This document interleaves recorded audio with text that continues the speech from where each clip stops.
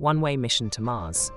The trip to Mars that originally appeared as simply another standard assignment soon became a horrifying ordeal, the likes of which no one could have ever imagined. The team of astronauts and scientists set on making history were about to discover a living nightmare that would forever change mankind's awe for the stars and our future in the great beyond. The devoted crew for this daring mission could not have been better composed.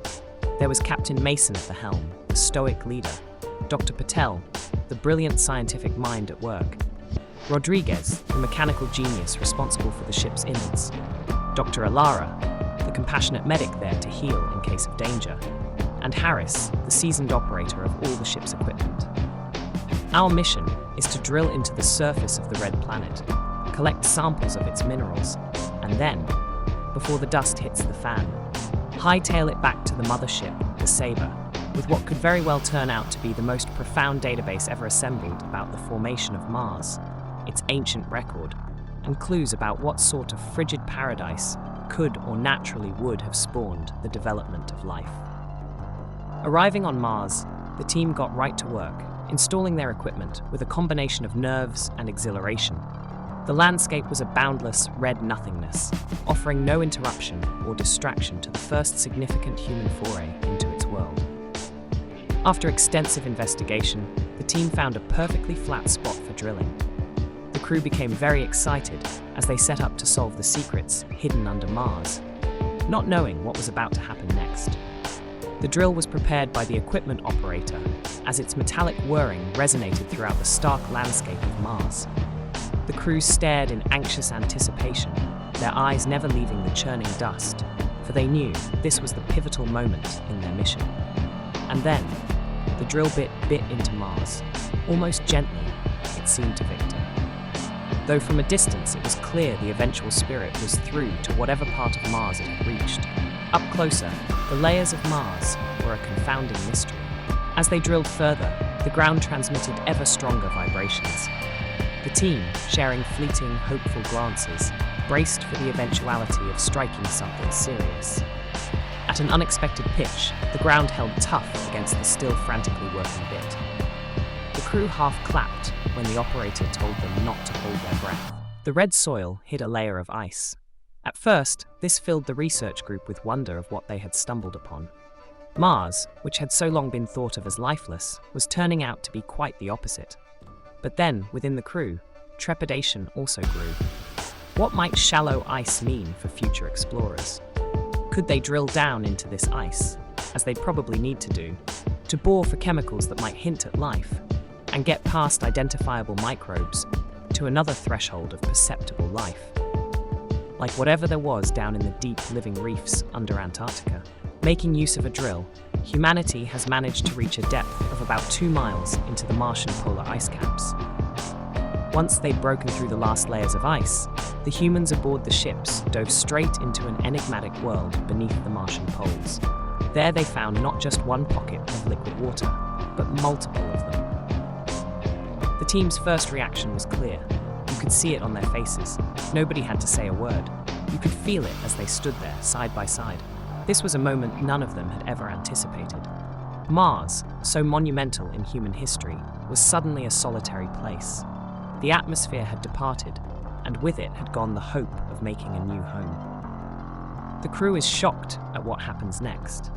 An enormous creature bursts through the opening they made with horrifying speed.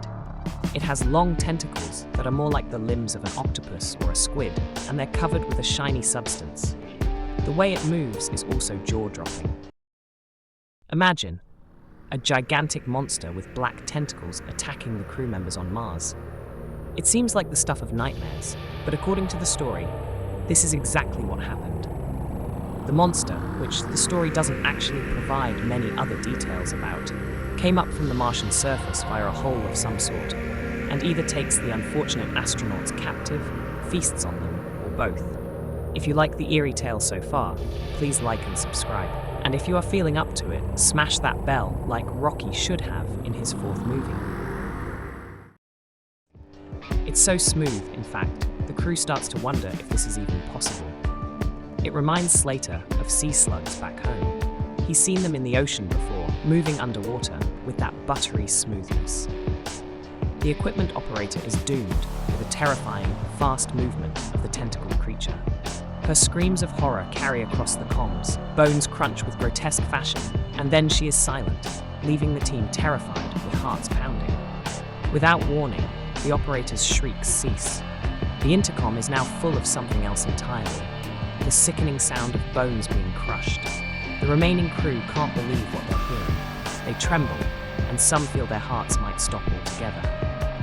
The team is surrounded by a silence that seems to drown out all other noise. The quiet is so loud, in fact, that it's all anyone can think about. They look at one another and then quickly away, trying to do something to make something happen. Yet it is not clear what that something is. All they know is that this is not what is supposed to be happening, and this is not how they are supposed to be happening in it. The crew is terrified, and they are spreading panic to each other. They seem to have forgotten their training in this moment of terror. No team is working together anymore.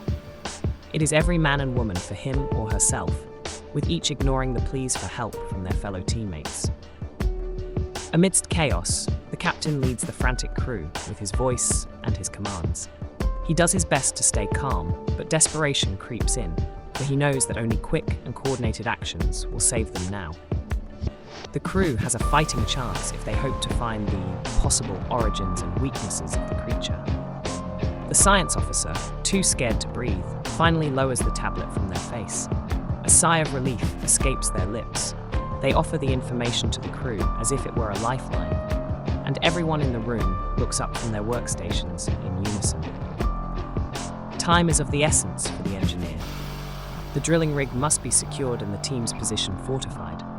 The engineer's hands may shake, but he cannot afford to lose his focus right now. A mere second of distraction could very well equal instant death for himself and everyone else lucky enough to make it this far.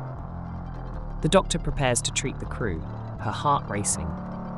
She quickly assembles the necessary medical supplies and administers calming drugs to the panicking team. She looks from one crew member to another, swiftly taking in the details of everyone's injuries and trying to quell the escalating panic.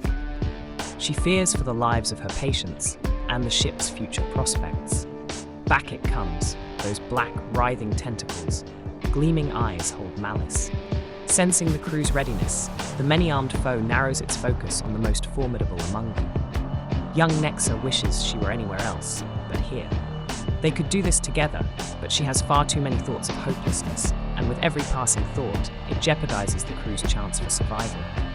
Then she collapses. It seems fear stopped her already weakened heart.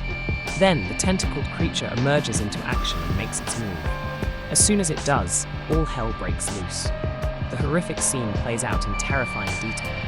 The creature reaches out with its long, slimy appendages, its target obviously the unfortunate crew of the failed mission.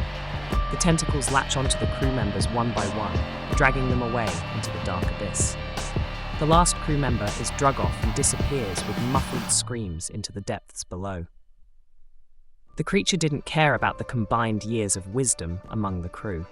The creature has no understanding of why they were here, or one bit grateful to be freed from his icy prison. The creature was simply hungry.